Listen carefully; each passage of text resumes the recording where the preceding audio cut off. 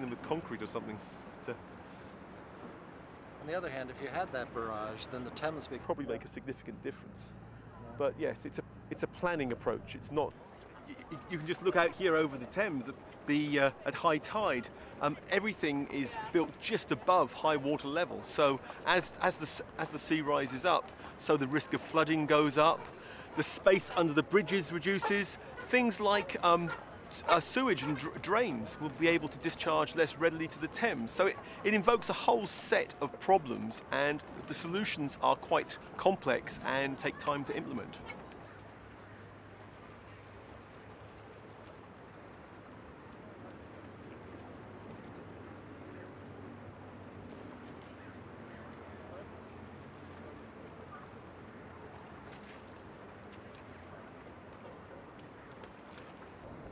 Climate change clearly is something we haven't solved. There's a huge commitment still to climate change.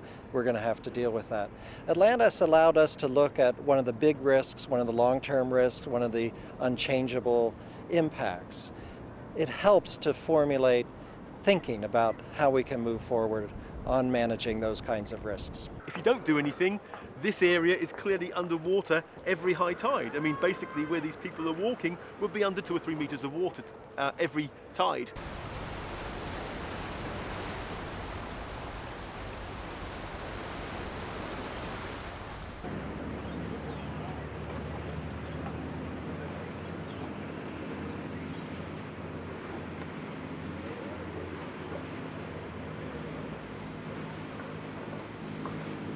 If you wanted to adapt here, you could actually, where we're standing, build a wall all along the river, although in many other parts of London that would be much more difficult because the buildings go right up to the water's edge, and you'd have to actually do things with those buildings and reconfigure them.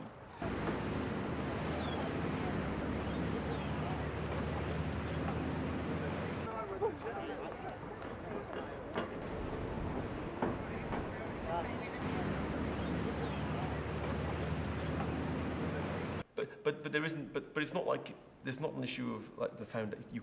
There's not a technical issue that stops you. Technically plausible. Yeah, it's very plausible. Yes. Time. The other thing's time. Yeah. Isn't it? But there isn't. But it's not like there's not an issue. Waste. Hazardous waste, and then the red were just plain landfill. Yeah. Oh yeah. 15 meters is not implausible.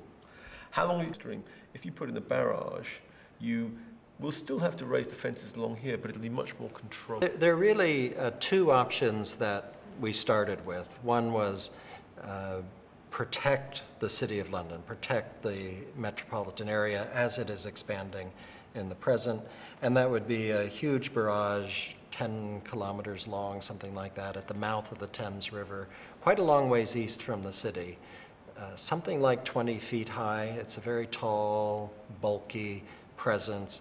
The City of London would then be living under the flood, under the permanent height of the oceans, looking downstream at that horizon, if you could see that far. The second option isn't to do nothing, it's to let individuals, as in homeowners or residents or companies, departments of government, take the threat on board in their own plans and do whatever they think makes sense. And mostly that would be to abandon the areas. If you need to relocate an office building, you relocate it to York instead of in London.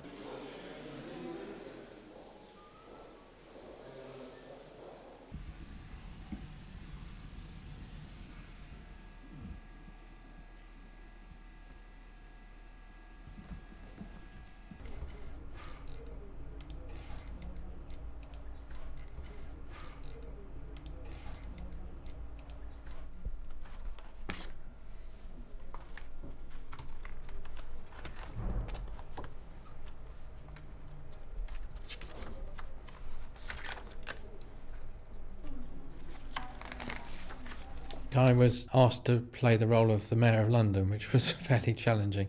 So I had to put aside my environmental hat, not saying that the Mayor would do that, but try and think of things from the Mayor's perspective.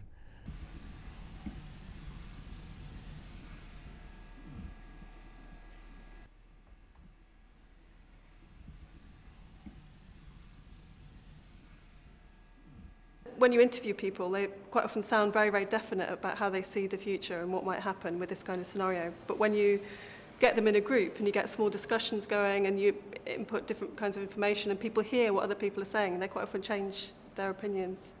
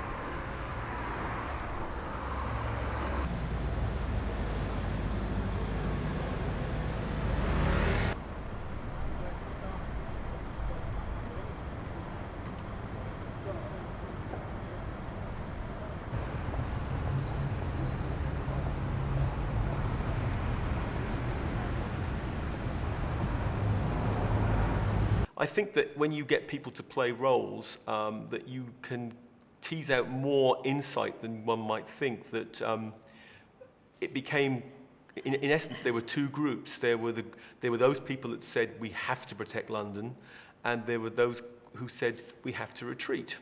And so there you straight away have a conflict.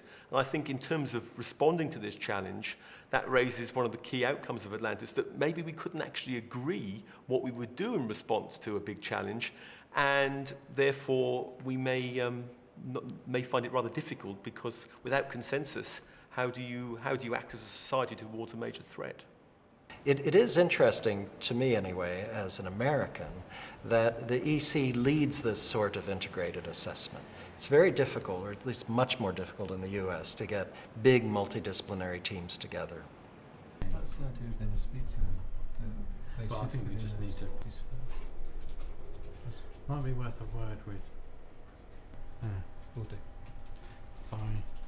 And also, I think the exercise was useful, and it made you think outside the box a bit in terms of what might happen if you've got something totally unexpected.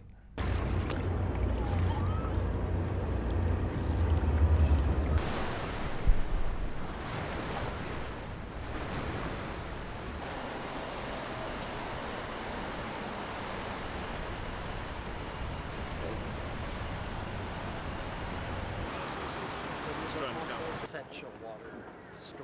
Yeah. All in one kind of thing that you expect to see. These long-term threats aren't going to go away.